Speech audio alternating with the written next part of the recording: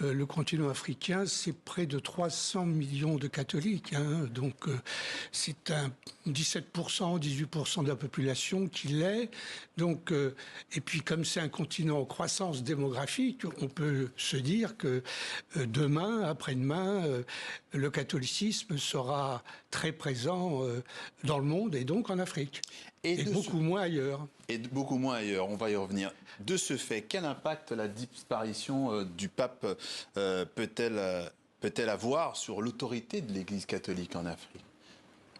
Ah mais écoutez, il y a des cardinaux, ils sont, je crois, une trentaine africains, dont 17 sont des électeurs, donc puisqu'il y a ça a été multiplié par 2 d'ailleurs. Oui, et c'est lui d'ailleurs, c'est le pape François qui a nommé, je crois, le plus de cardinaux africains.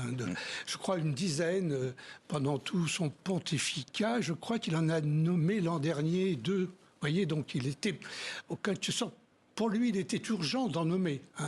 Donc, alors bien sûr, quand on est un cardinal africain, on représente bien sûr un pays, comme la RDC, mais on représente un État.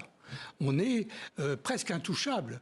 Quand on est un intouchable, ça veut dire qu'on participe à un État mondial et centralisé qui est le Vatican. Et donc, du coup, je vois bien, vous avez, montré le fameux cardinal Ambongo, qui est un personnage tout à fait important d'un pays, la RDC, 110 millions d'habitants, en conflit, évidemment, depuis de nombreuses années, en particulier à l'Est. Mais cet homme est un homme qui lutte pour la démocratie, enfin, en tout cas, pour des élections libres et transparentes.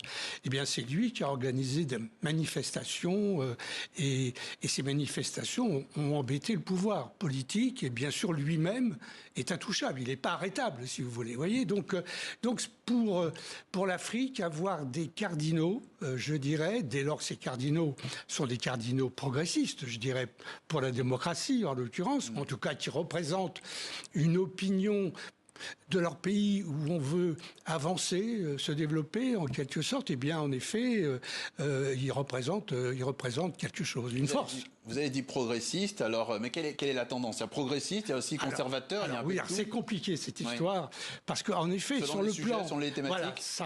Ça dépend.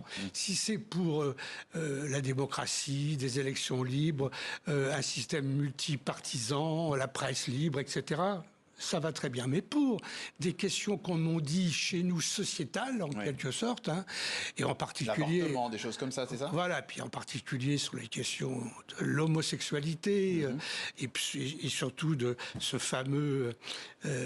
ces bénédictions pour les couples homosexuels ou les couples hétérosexuels non mariés.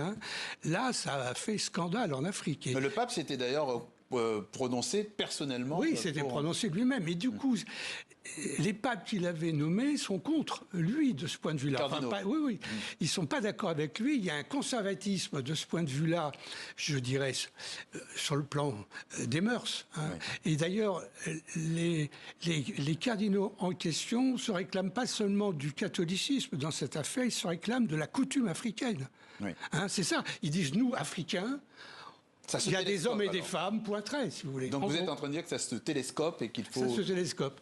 Et donc, en effet, du coup, il y a à la fois ce côté politiquement progressiste pour des cardinaux africains à jouer des cartes tout à fait importantes dans leur pays, mais en même temps, en effet, ils représentent quelque chose qui, pour nous, occidentaux, relève en effet de quelque chose de conservateur, si vous voulez.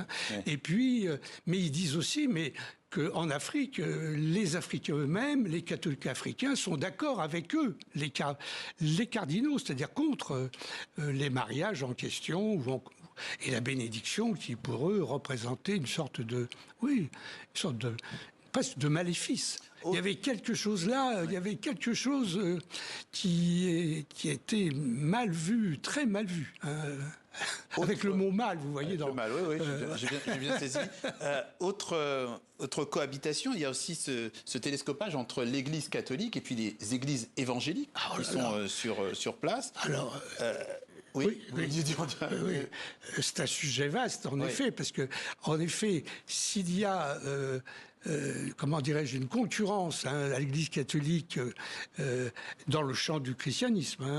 Ce sont les églises évangéliques qui se multiplient en Afrique. Et pourquoi ça marche aussi bien, quelque part, par rapport à... Alors, pourquoi ça marche aussi bien? Parce qu'en effet, les pasteurs, parce que ce sont des pasteurs, sont des gens qui, souvent, jouent des cartes. D'abord, ils ont l'Esprit Saint avec eux, et ils exorcisent beaucoup. Donc, le diable est très présent dans leur façon de procéder. Donc, ils expliquent les malheurs du monde à partir du diable et la pauvreté en particulier.